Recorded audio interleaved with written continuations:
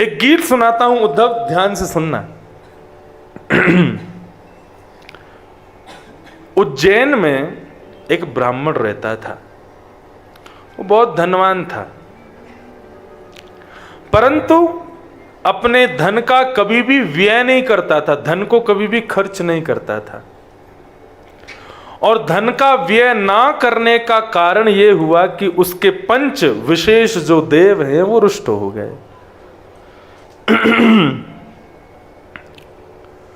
धन का सदैव 4 विभाजन होना चाहिए। बहुत ध्यान से सुनिएगा। यदि आप चाहते हैं कि पंचदेव आपसे कभी रुष्ट ना हो, तो धन को सदैव 4 स्थानों पर विभाजित करो। कैसे कैसे? बोले पहला धर्म का भाव, पहले धन का भाव धर्माय। 4 टुकड़ों में बांटो धन को। पहला भाग धर्म को, दूसरा अपनी यश कीर्ति बढ़ाने के लिए दूसरा भाग रखो, हाँ, जिससे तुम्हारी मान प्रतिष्ठा आदि बढ़े। तीसरा अपनी कामनाओं की पूर्ति के लिए कामाय। और चौथा स्वजनाय, अपनी पत्नी, अपनी बेटी की शादी के लिए, बेटा की शादी के लिए, आदि आदि। इस प्रकार 4 विभागों में विभाजित करो धन को। हम लोग क्या करते हैं? स्वजनाय, कामाय और ऐश्वर्य आदि की प्राप्ति के लिए हम धन को ज्यादा विभाजित करते हैं, और धर्म के लिए क्या छोड़ते हैं? बद्रीनाथ मंदिर में जाएंगे और जाकर के गोलक में क्या चढ़ाएंगे? 10 का नोट। आए हैं 4 लाख रुपए का हेलीकॉप्टर करके, और मंदिर में चढ़ाएंगे 10 रुपया। वृंदावन जाएंगे, बाहर 150 रुपए की टिक्की खा लेंगे, भल्ले खा लेंगे, 50 रुपए का लस्सी का गिलास पी लेंगे, लेकिन बिहारी जी के सन्मुख क्या देंगे? 20 रुपया। और वो भी वो वाला लेके जाते जो बीच में से फटा हुआ, जो चलता नहीं होगा। हाँ, मंदिर के गोलकों को जब खला करके उनको निकाला जाता है तो उनमें 2-3 गड्डियां तो उनकी बनती जो पैसा चली ही नहीं सकता, लोगों ने चढ़ाया ही ऐसा। मेरा मतलब यह नहीं है कि बद्रीनाथ भगवान को तुम्हारा 10 रुपया चाहिए, नहीं।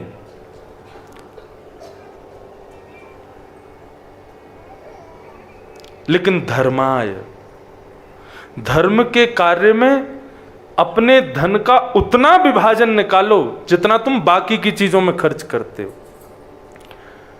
लोग भागवत की कथा कराते हैं, कई लोग बड़ी अच्छी कथाएं कराते हैं, खूब बढ़िया व्यवस्था करेंगे सब, लेकिन कई लोग ऐसी कथा का कार्यक्रम करेंगे, जब बुक करने आएंगे तब तो महाराज जी आप देखना ऐसी कथा कराएंगे, जे होगा वो होगा, फलाना ढनका सब बढ़ा जाए।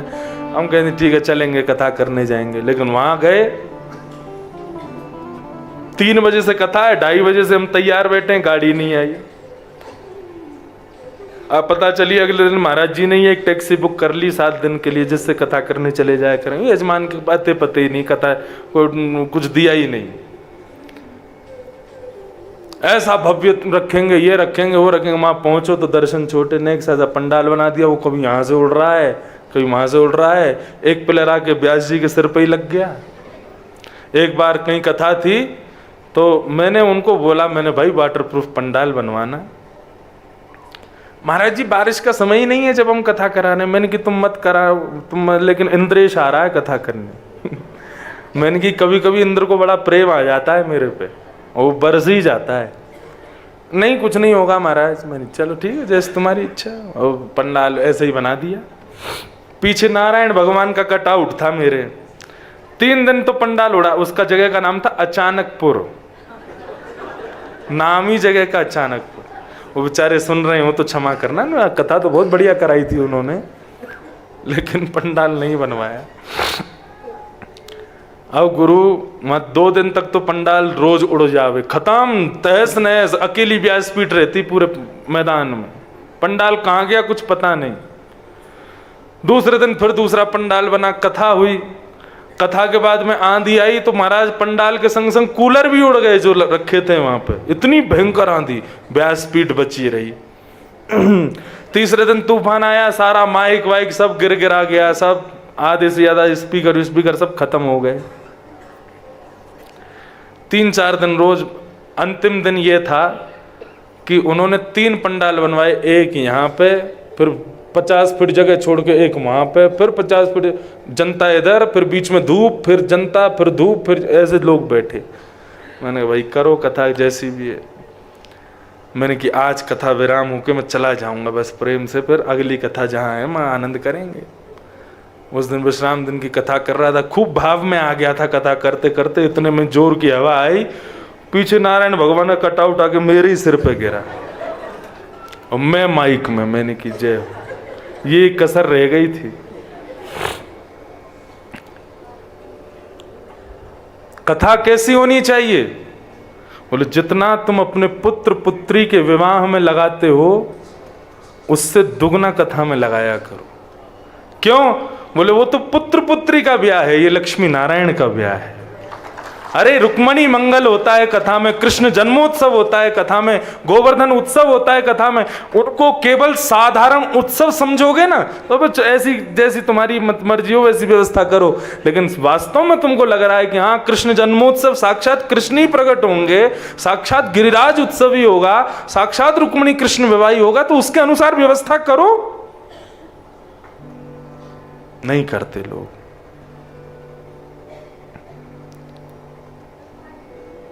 जय हो, विराजो। तो धर्माय, धन का विभाजन इन 4 रूपों में करो। पहला धर्म के लिए, दूसरा अपनी यश कीर्ति के लिए, तीसरा अपनी कामनाओं की पूर्ति के लिए, और चौथा अपने पुत्र पुत्री स्वजनों के लिए। जो इस प्रकार से 4 विभाजन नहीं करता धन का, उसके पंचदेव रुष्ट हो जाते हैं। भगवान उद्धव को कह रहे हैं, उद्धव उसके पंचदेव रुष्ट हो गए उस ब्राह्मण के। बहुत पैसा कमाया लेकिन कभी दान दक्षिणा नहीं की। ऐसी स्थिति हो गई कि उसके बेटा, उसकी बेटी, उसके परिवार के लोग सब उसके बारे में अनहित ही सोचते थे। एक दिन ऐसा आया, पंचदेव के रुष्ट होते ही उसके द्वारा कमाया गया जितना भी धन था धीरे धीरे सब नष्ट होने लगा। कुछ पुत्री ले गई, कुछ पुत्र ले गया, कुछ पत्नी ले गई, कोई कहीं से कर्जा था वो लोग ले गए, कुछ चोर चोरी करके ले गए, पंचदेव रुष्ट हो गए, तो कुछ जल करके राख हो गया। इस प्रकार करते करते उसका सारा धन बर्बाद हो गया। तो बोले जब धन बर्बाद हो गया, बिल्कुल सड़क पर आ गया,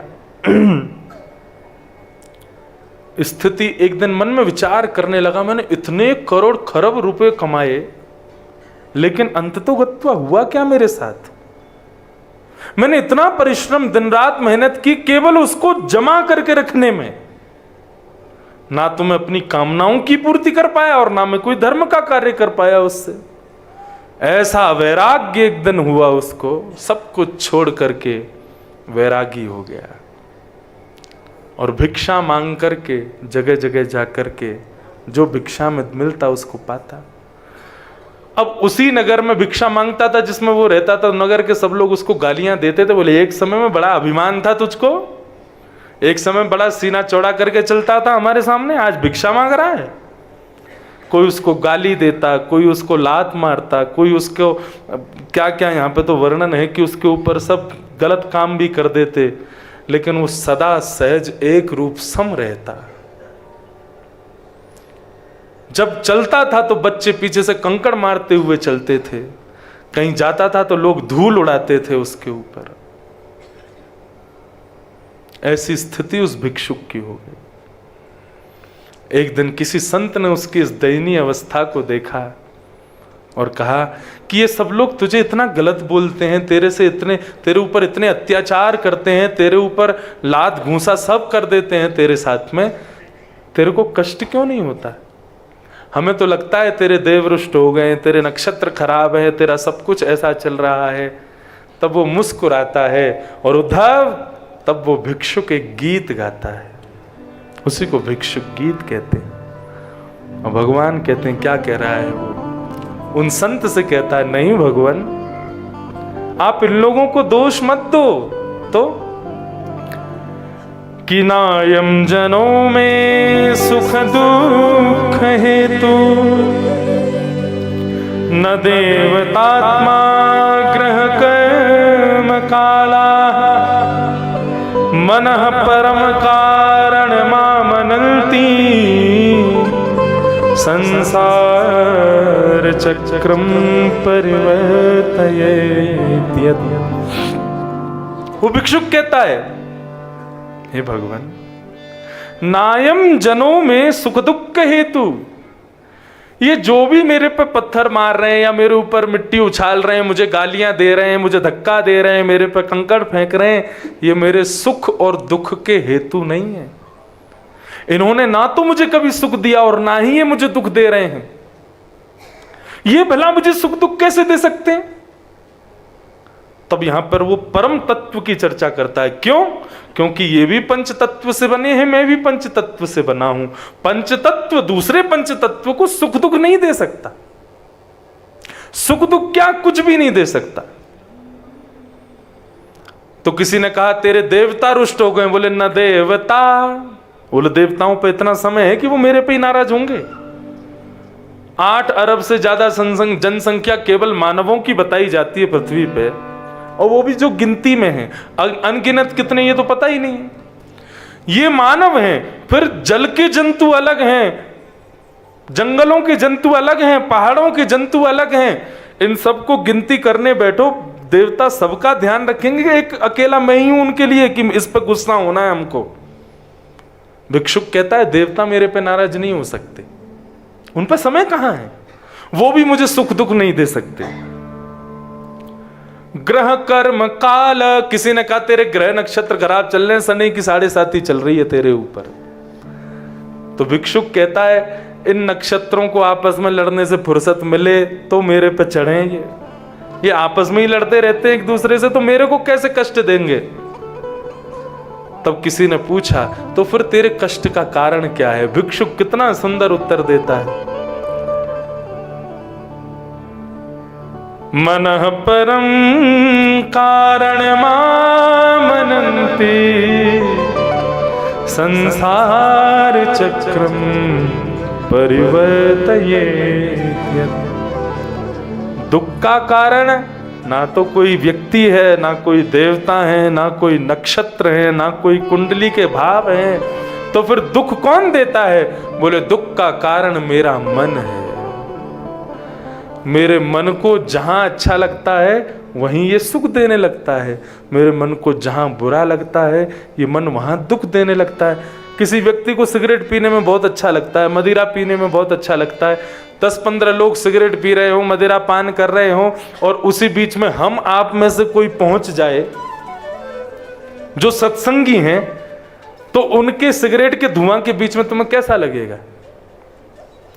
तुम नाक बंद करोगे, कभी उनसे कहोगे भैया ये सब मत करो, ये ठीक नहीं है, उचित नहीं है। क्यों? वहां और भी तो 5 लोग बैठे हैं, उनको कष्ट नहीं हो रहा, तुझे क्यों हो रहा है? क्योंकि उनके मन को उस स्थिति में सुख है, तुम्हारे मन को उस स्थिति में सुख नहीं है।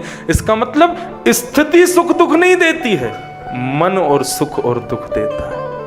मनः परम कारण मामनन्ति, मन सुख दुख का कारण है और कोई सुख दुख का कारण नहीं है। इस प्रकार भिक्षुक एक गीत सुनाता है।